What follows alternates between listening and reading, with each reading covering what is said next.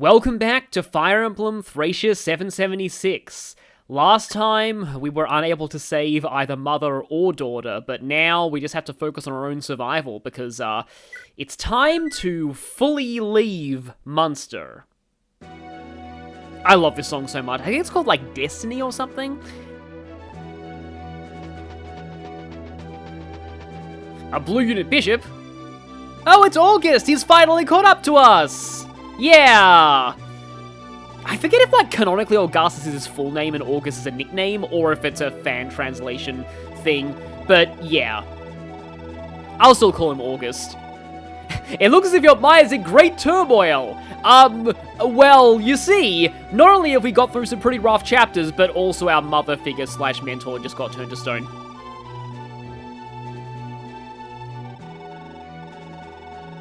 Yep. Leif has lost his entire family to the Empire at this point. Yeah, this is actually interesting. Like, Ragebrick is really just a symptom rather than the problem itself, and yet he's the main villain of this game. But in a way that works, because Thracia is very much meant to be about these small-scale conflicts as part of the biggest picture that is the overall war of Yggdrasil and genealogy. This is something that I might continue to talk about later. But there's a much heavier focus on getting to, like, it's essentially zooming in on the conflict in genealogy and seeing the minutiae of it. And basically, in any other game, Ragebrick probably would have been just a one-off boss, but now that we're seeing it on a smaller scale, he's the outright big bad. But on a more relevant note, the Staff of Kia. There is a sacred artifact that can reverse the process of petrification. I love this detail, by the way. Archbishop Manfroy of the Loptia Church placed a seal upon the staff that prevents anyone not of his bloodline from using it. The enemy is using pref weapons against us. Unless we can somehow get somebody on Manfroy's own bloodline on our side, there is no hope of saving Avil.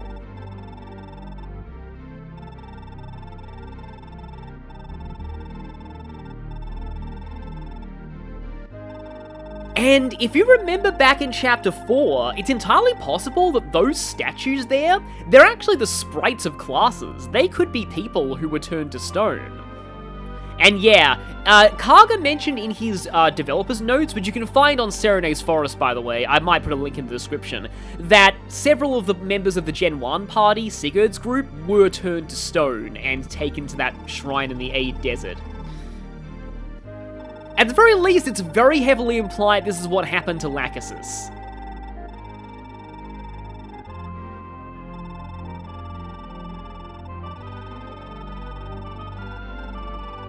That is a lot of children.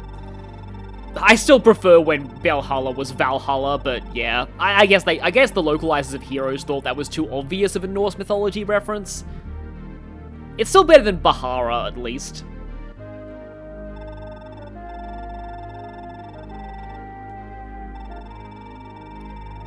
And this actually does go some way to explaining why Ced doesn't just join us now, because Ced needs to stay here and deal with that problem. Yes, they might be rising up in Isaac eventually.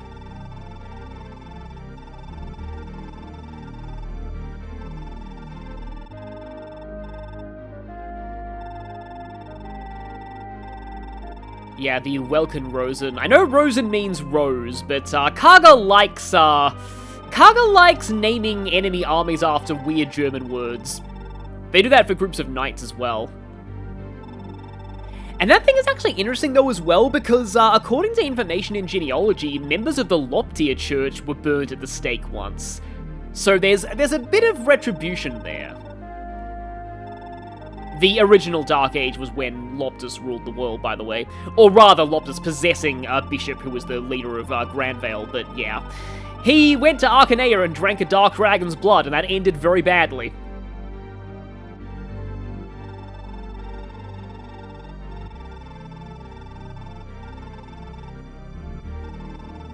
And this is why a lot of people really like the Leif-August dynamic, because August is the pragmatist, and think of him in a way as maybe an older and wiser Soren.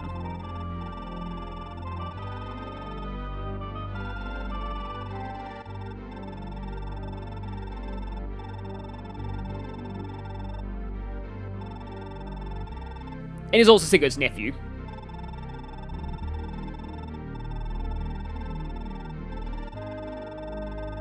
And yeah, we got this whole thing of uniting everyone behind us. So this is why it's so important that Leif survives. There are bigger things than Avol right now. So again, August is a pragmatist, and a lot of people like that.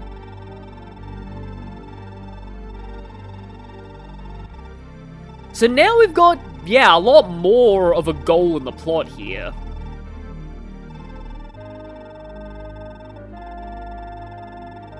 As far as, like, all the NPC tacticians go, August is, I'd say he's probably most people's favourite, but he's my favourite too.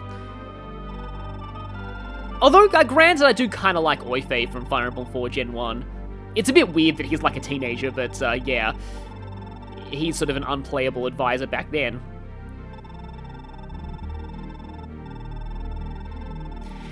So here we go. The other thing about August, though, is he likes to give thinly veiled gameplay tips at the start of each chapter. Now, this chapter is really, really interesting because the main gimmick of it is you can essentially choose not to play this battle.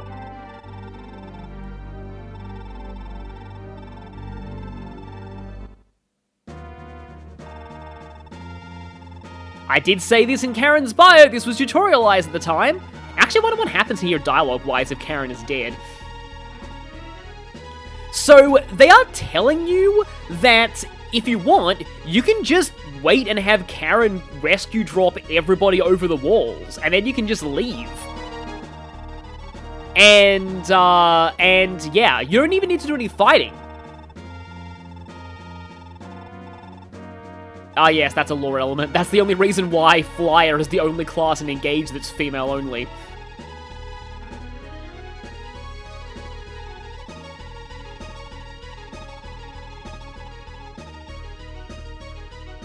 Because, yeah, that's the thing. Doing that method will lose you out on visiting the castle town.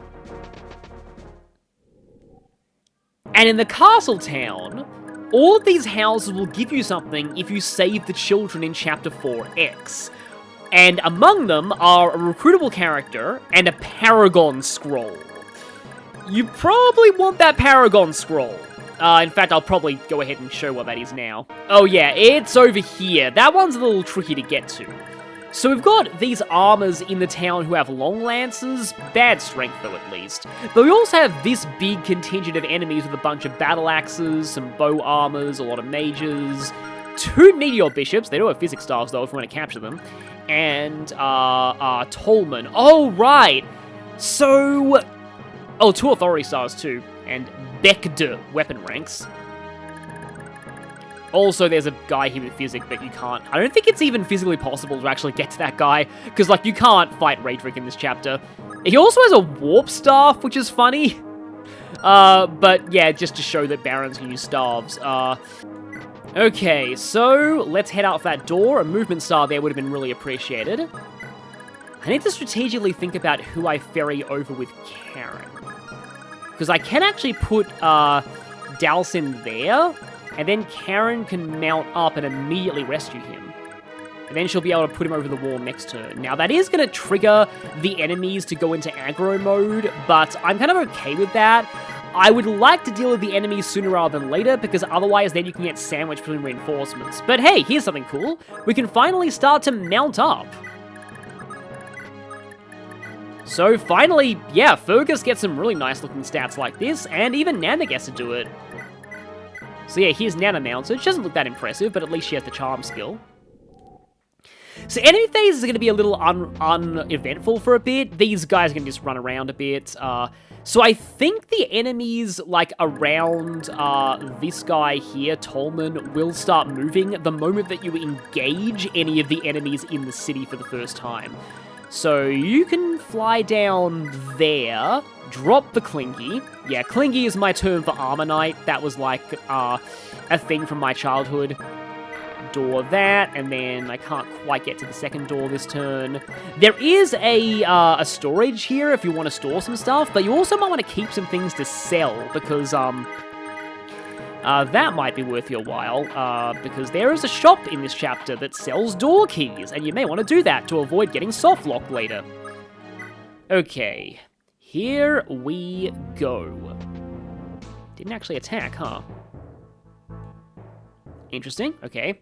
Well, we're going to be triggering some stuff in a moment, so... Oh, Lara can actually reach this door. So to do that, Leif can actually visit that.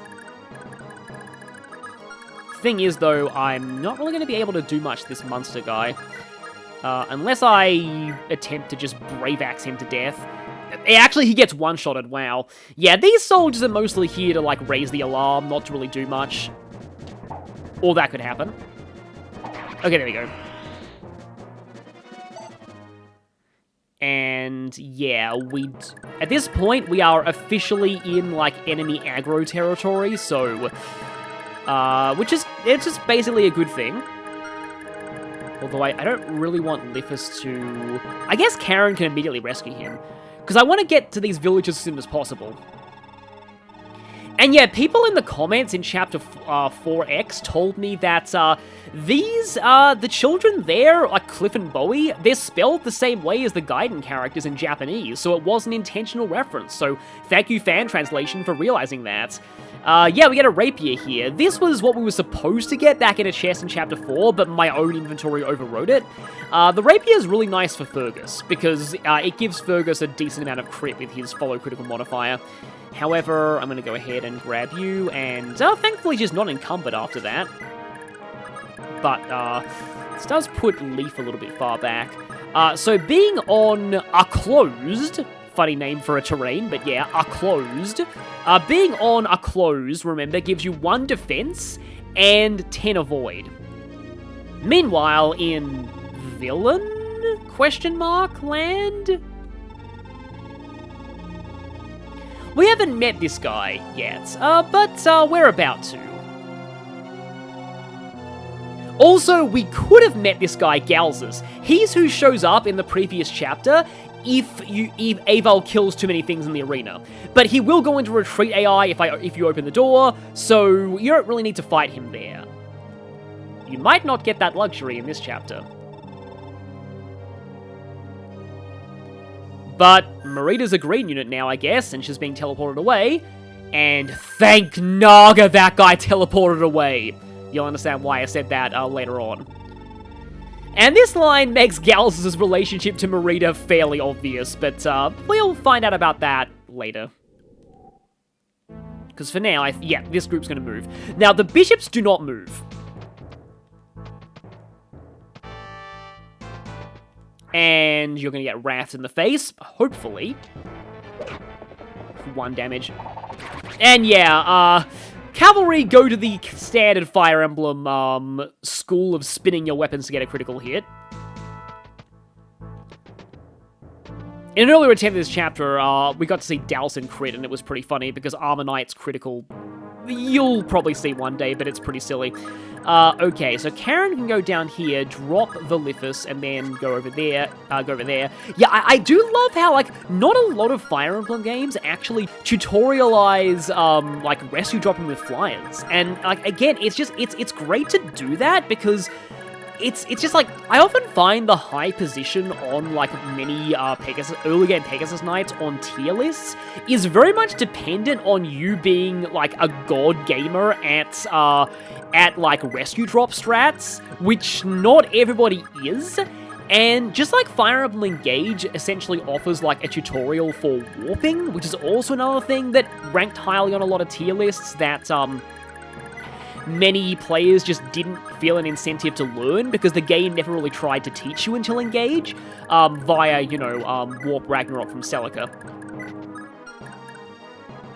Just want to make sure that's safe for Lara. This game actually tries to teach you about rescue dropping units over walls and towards objectives, and I really love that. It's just, I wish more games would do this. This chapter in general is actually a really fun idea. Like, I do like it a lot. Like, the fact that you can essentially just say no to the battle here, but doing so loses you a lot of potential resources. And they're really good things too, like not only the Paragon Scroll, but also a Recruit and a Master Seal. So you are very much incentivized to fight, but if you don't... There we go, we saw it, yeah. These SNES games have some good critical animations, but Armor Knight's not one of them. They just hold their weapons slightly longer in the air, and somehow it's a crit. Yeah. So here's where things get a little bit worrying. Because if I stick Fergus in on the front lines, he might get hit by every single one of the Armor Knights at once. So now it's a question of whether we just choke point in the street, or whether we go for, or whether we go to the house for the higher avoid and defense. But that means more things might be able to hit him. Again, like, you got choices in this chapter, and I like that. Let's just open that door from the other side, in preparation for later. And, I'm gonna have plenty of time. Karen can do other things. I probably need Brighton to be on call, though, just for this area. So, here is the thing. I need to be a little careful in case Asbel ends up exploding. It's a weird thing to say, but yeah, because I would like to try and take out this guy. He has 0 magic, 26 HP, so I'm going to be doing... Let me see how much damage Asbel's going to do with his stuff here. Okay, so Thunder should kill... I think Fire will kill too. No, Fire will just kill. And I like getting the bow armors out of the way early, because they can be an annoyance. Like, they actually hit pretty hard too. So I'm going to equip that. My main idea here is going to be that I kind of pull back. Also, what I can also do here is I can go you. I can armor slay you. And Fergus has a Crusader Scroll, so he's not at risk of being critical by those guys. And then pull back, because I'm going to try and form a bit of a defensive perimeter around Nana, hopefully. Because, yeah, I can... Lara's going to go there. I mean, Lara can be useful as capture bait, but still... Nana being here, 1, 2, 3, that is Asbel in charm range, and also she's out of range of the enemy range attackers. Meanwhile, it might be nice to lure some things down below, but I don't really have a lot of range attackers to really, because Karen can't use a javelin because she has no lance rank. I think I have extra canter movement if I go here, because this is an important village.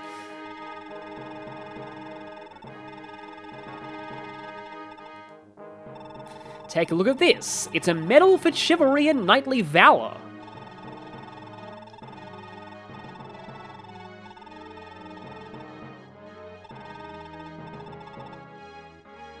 This is our first Master Seal. This promotes any character over, I guess I can... nobody here can use physics, so I might as well put that in the supply. It promotes a character over level 10 to their advanced class, which technically Brighton could actually do now. Obviously, there are better candidates for it, but, yeah, promotes them to an advanced class. This was actually the first game in the series to have a, yeah, I should probably be careful, because some of these mages have Hellfire, which is sort of, actually, do they all have Hellfire? They all have Hellfire, okay. Yeah, that is actually kind of scary for Fergus right now. In fact, you know what? I am going to put Karen here to get the support in range of Fergus. Now he has 58 Avoid. I can get Leif in the area. I may need Marcha later, and I may need Dowson later. Although Dowson could also head down here, because I do really want to clear out this side of the map quickly, because if I don't, then it's very easy to get trapped there behind reinforcements, and that's bad for an escape map. So, Thracia is actually the first game in the series to have a universal promotion item. In Genealogy and Gaiden, there were no promotion items. Everyone, you needed to just go to either the castle or a Miller statue to promote. In Marth's games, promoted items were divided by class, but in this game, it's a universal promotion item. So, like, yeah, that's... I feel like it is honestly convenient to have universal promotion items. Also, massive overkill here. I think I might be hitting like a damage cap on some of these. Luck is not great, but yeah, strength would be nice. Don't think any of the other armors can reach him, which is kind of unfortunate, because it means that the mages might be forced to attack him in melee, and that would mean multiple mages can get on him. Yeah, that one's not Wrath, because yeah, Wrath only applies to the first one. Okay, so that was what I was vaguely hoping for you to do. However, you are in both Leaf Ow and Nana range. Oh, nice adept, nice adept. Because it's attack speed percent, Asbel is going to be getting adept very often. I mean, he's weighed down by tomes, but still. Okay, one of you can go for him via the house. Okay, as long as... Okay, yeah, as long as one of them misses, I should be okay. I think Asbel's fine here, too.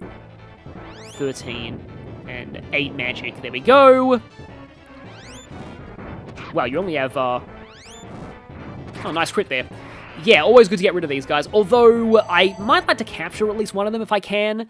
If I get rid of the rest of the enemies, it shouldn't be that hard. Because, having Elfire is not terrible for the extra might. Yeah, that's what I was afraid of. So if the other Elfire had hit him, somehow he could have died.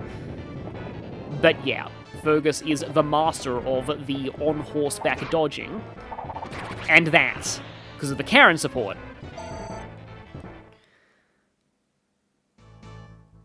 Oh yeah, the Rapier is also effective against armored units. You often forget that. You still have it though, sadly. So, okay, that's the thing, Fergus could easily capture them, but also Fergus is my best shot at killing off the armors. It's just like, I don't really want to be wasting time capturing here. We sort of need to get moving really quickly. Yep, that's annoying. That's doubly annoying, but at least I'm mounted now, so I can just do that. Well, I can capture him if I want to, like, I mean, it's got a vulnerary, and I have the Brave Axe. I might as well try. I was about to say it's not like he's a particularly large threat to me, but he kind of is. I'll try this at least. And we got him. Okay, good. I mean, also Leif could do this. Just got to be a little... Actually, no, the archer guy can't get in from there. Let's... I think I will do that. Oh, that is such a cool animation. I love the first strike crit animation from far away. I think it is based on your distance from the enemy in the animations as well, but, like, yeah, that is... Again, like, this game has some good crit animations, but it also has some not-so-good crit animations. Asbel probably needs to get nannered, which is kind of bad. Sounding, I mean. You back there. And, okay, Fergus is a little hurt. Unless Fergus... No, he needs to stay in nana range. So I was thinking, like, maybe I could just have you kill off the mage, and then, like, Fergus could just... And then Fergus could, like, go in, but then he'd be out of nana range. Or, you know, I could just Brave Sword you. Don't want to waste that on the enemy phase, though. Okay, that means I only lose one use, though. I like the way the Brave Sword looks in this game, but okay, again, I don't want to waste that on the enemy phase. One hit from a Battle Axe is... That's some crit on you there. Also, you 14... okay, Nana's fine. Or, you know, actually, no, if Asbel goes there, he's not in Nana support range. So it's funny to say her name, because it makes her sound like a grandma, but actually it's named after a Celtic deity, I think? I want to say it's a Celtic deity. Okay, Now, I wonder how much this longbow sells for, because this shop sells door keys. Oh, it's enough to buy one door key. Do want to sell the rapier, though. Because, yeah, I do want to buy some door keys, mostly for Chapter 12. Chapter 12 is an annoying chapter if you don't have a lot of door keys. Because you'd think you could use, like, Lithus for it, but actually the chapter is not very conductive to bringing a thief. Because of reasons. I guess now that Karen's actually mounted, she's able to take enemies off of people and do this, so yeah. Again, Karen's pretty good for utility at this point, but she, like, you can make her a strong fighter with Crusader Scrolls if you really want to, and that's probably a good idea because she can fly, but even still. Oh, right, yep, I got out of Oh, that's not actually good. He's running out his uses of that way too much. Because, yeah, I got support away from Fergus, and that might actually be bad. Let's see how this works. Okay, he's fine, yeah. Of course he would crit the third one. Yeah, I like to keep the Brave Sword intact for capturing. Just like Finn's Brave Lance. But yeah, we've pretty much cleared out the guys up here, which is good. Because now I'll be able to advance down. You can go for Tolman if you really want to. I think actually his name is supposed to be Truman. This game does like to name a lot of its enemy bosses after World War II era generals.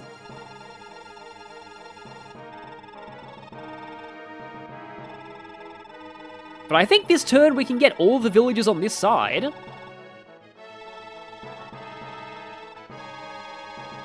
Hey, flask of pure water! That's great. A few uses out of it, that's funny. Doesn't pure water only have one use? It does, so you were lying. But okay. Right then. We got these dudes down here. Because yeah, if you want to use this escape point, you basically have to have Karen rescue drop people over that wall, but you guys are not actually guard AI. But Dalsin will be able to take you, probably. And he won't forget you. And you've got a longbow. I mean, if I can capture, I probably should. Although I actually might not be able to if I do that. Okay, you know what? I have an idea here. This is going to seem a bit weird, but... Or Asbel could crit. Oh, wait, no, and then he missed. Okay, so it still works. Fergus, I think, needs to hightail it to the other houses, because this is going to be a little silly, but I would like some experience on Nana. Because she actually does get very strong. Potentially. Oh yeah, she also probably needs a life ring. Don't know if I should have saved the life ring for her, but I mean, Asbel likes it as well. Yeah, that's worth a lot. Nana is also probably a good recipient of Crusader Scrolls because her magic and strength growths are not that high, but she gained a lot of magic that time. She gained magic that time, I guess. So, like, the thing about that, though, is, it's kind of a funny thing about Nana, is that, I really only need one thief around here, but the others need to escape anyway.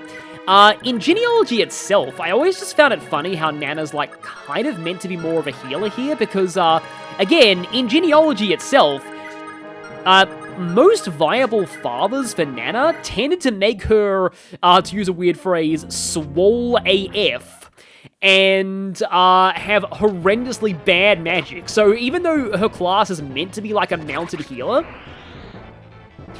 she was typically pretty terrible at it. The only real father that really made her have good magic was Azel, but that totally ruined her brother. Which, you know, you can live with sometimes. But there's also Lewin, but, like, why would you pair Lewin with Lachesis? Wow, you were getting doubled by a Dalsin. That is very sad.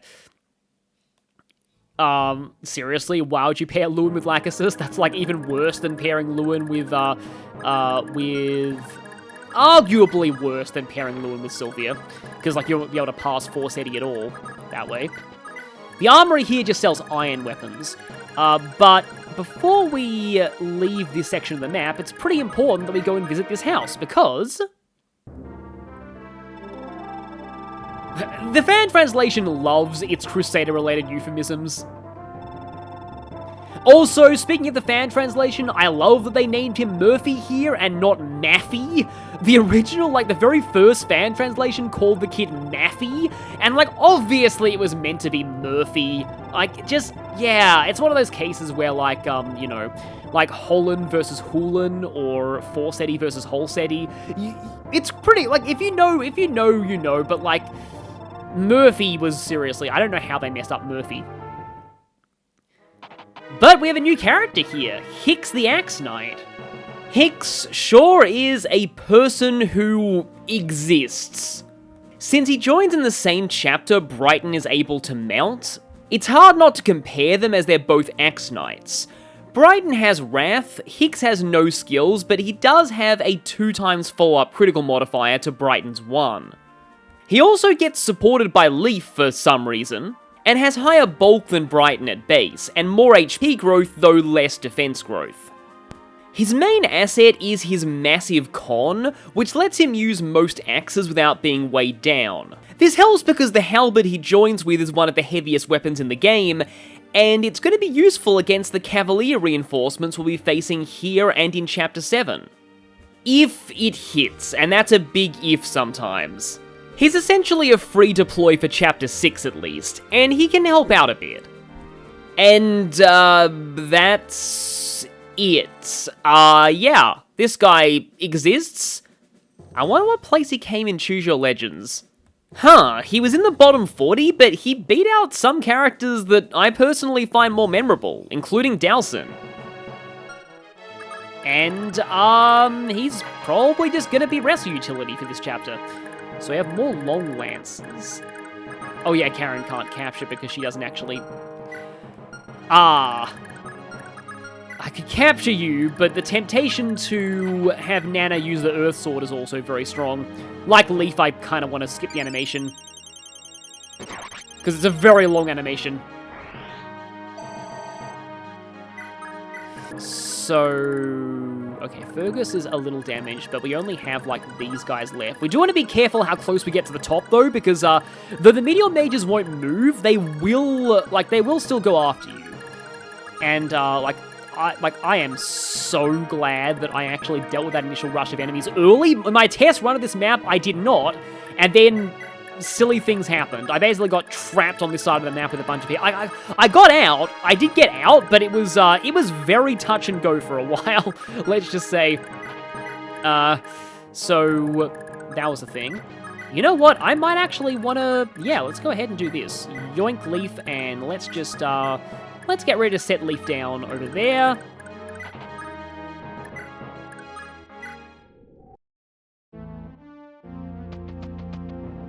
Oh, he went on a forest, and I have a hammer. That's probably not going to end well for me.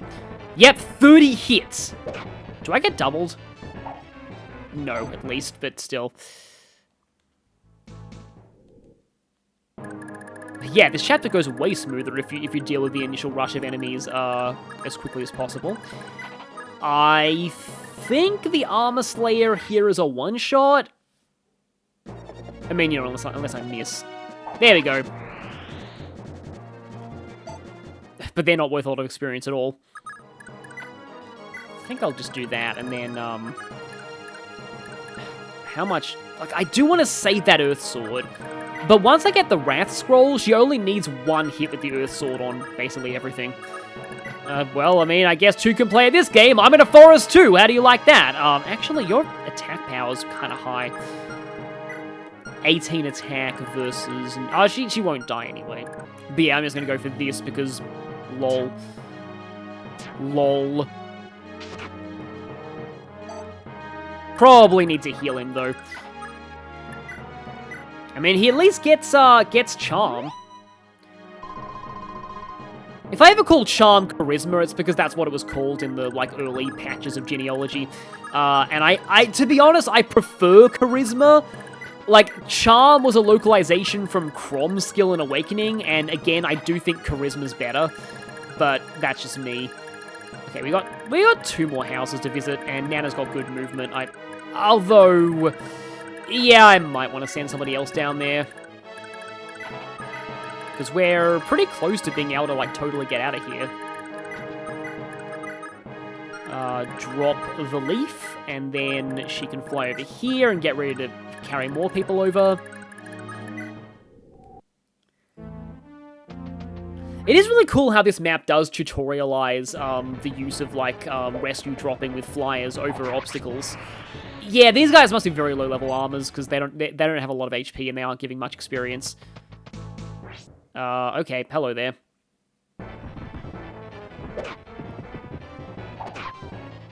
Oh, that was a kind of a sad thing, because in Melee, it's not magical, but still.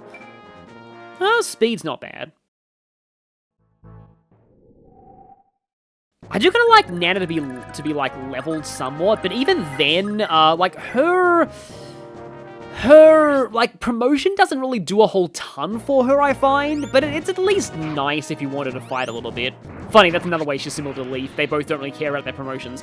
I didn't even mention Leif's promotion in his bio. That's how inconsequential it is. It is story-based, and it comes way later. Oh, is this it? Is this... I think this might be it.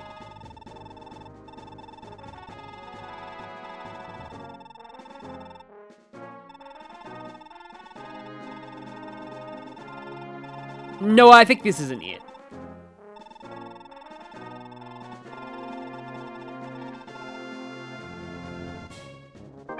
We get the Paragon manual, so if we want to make somebody get double experience, yeah. Now might be a good time to mention that there is a hidden mode in this game. If you enter a code on the start menu, you can play this game in Paragon mode, where every character has a hidden Paragon. This stacks if you already have Paragon, which, as you can imagine, gets particularly funny. But yeah, like, one thing that I find kind of interesting is, like, despite the reputation of the old Fire Emblem games for being difficult, the first Fire Emblem game to have a hard mode was Binding Blade after Kaga left. Every other game just had hidden easy modes, of all things. Like this game, and Gaiden, I believe, had a hidden double experience mode. And there goes Lithus. Might as well send Lara away too. We just have to get one village and then have Karen carry people over that gate. So where are we at turn-wise? 11. Okay, we might not even end up seeing the reinforcements. But yeah, drop Dalsin, and then... yeah, this is where thing might take actually a little while. I probably should have had some people, Oh, okay. Oh yeah, the gate automatically opens when you step in front of it. That's kind of a guide, dang it. But, well, okay, I guess I can escape with everybody more easily. Though I've forgotten to visit that house yet. Oh, let's just go ahead and get Nana out, though. And yeah, that's her actual escape quote. Some people thought that Leif and Nana is another pairing that is basically canon in genealogy. It's not. Like, you might be thinking of this game, where, spoilers, Leif and Nana always get married in the epilogue as long as she's alive, but in genealogy, they start with 100 love points and have a conversation that gives them another 100, which is very, very high by second-gen standards, because, like, second-gens typically don't, like, the romance system in genealogy doesn't really matter for second-gens.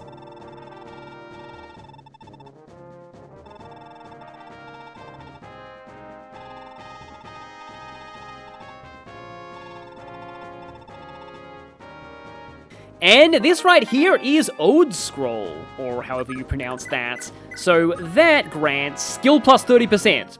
Take a guess what classes I like giving this to. Yeah, staff users. There's a particular staff user later on who really needs it, but we will see them later. But yeah, so... that village conversation might have been embellished a little bit by the fan translation. I don't think they actually... unless it was only in Project Exile. Like, there was a village conversation, I think, in one of the chapters that was a little controversial, because it was just, like, a male villager in the original, and the fan translation changed it into a female villager who had a crush on, like, one of the rebel soldiers, like, kind of for comedy. Again, I don't know if that's a later chapter, or if it's this one. Oh, boy. Oh, wait, Karen can't actually carry Fergus. She's mounted. She should be able to carry him. That's weird. Nope, she can't pick him up for some reason. That's kind of weird. Yeah, I'll have everyone escape next turn. Okay, here we go. Here's the reinforcement. Sorry, you're a little bit late. But you don't want to be dealing with the main rush of enemies in the city streets and these guys at the same time, because then you run the serious risk of getting stuck. Also, this is the first enemy Cavaliers we've ever seen. Cavaliers are an oddly weird class in Thracia. Normally you see just, like, single weapon knights, but these ones can use swords and lances. And they don't have rapiers, though. Though that's the Cavaliers in the next chapter, and, like, that's because, like, you can steal those rapiers, which is kind of funny. Part of me wants to, like, actually give the Ode manual to, the Ode scroll to Karen or something, but anyway. Let's go ahead and escape with everyone. So, yeah, I don't know if it was this chapter or not. There's a thing about, like, fan translation philosophy regarding, like, how they did the village conversations, and I do want to talk about that later, but for now, we're done with the chapter, and it's going to be kind of a long conversation to have, so I think I will wait until later. But yeah, it's just Leif left. Let's go.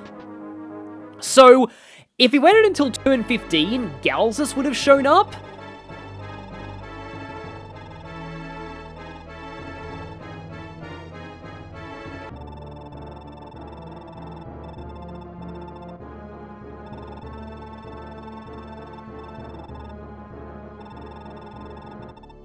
Well, that's a good line. Yeah, General Eisenhower's probably meant to be named after Eisenhower, also from World War II.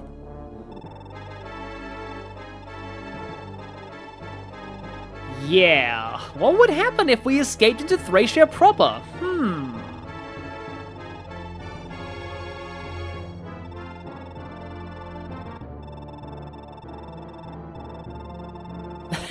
I wish to inform you later when it wouldn't get me executed.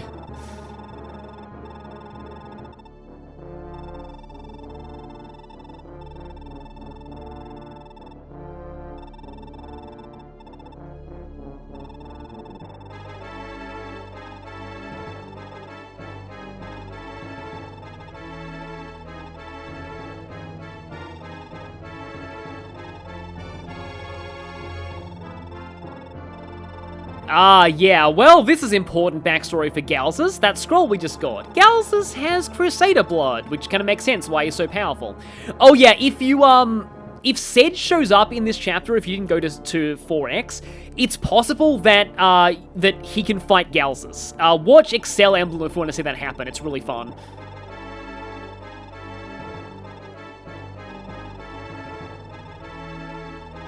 Oh, here we go. No, we get the backstory on Galzus already. Yeah. He's cousin of Prince Shannon, huh? Which makes him related to Ira.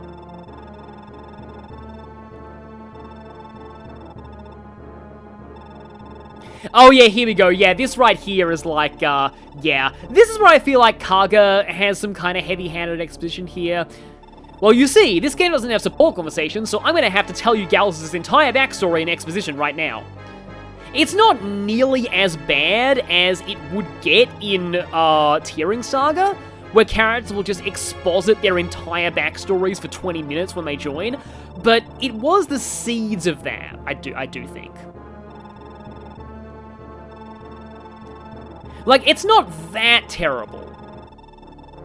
And yes, she also has the same brand as him. I wonder what that implies. Well, actually, it probably shouldn't imply anything, because, like, Ira and Hulin can get married and they have the same brand. Claude and Sylvia can get married and they also have the same brand. So, yeah. I like to think it's just, like, distant relations at best, but yeah. And, yep, there we go. That's a very weird ending to a chapter, but that is the chapter done. So we're not actually out of the escape arc yet. Chapter 7 is the finale of their monster escape arc. But it's also an outdoor one, so more mounted units. But also it's complicated for a few reasons, so I'll see you all then.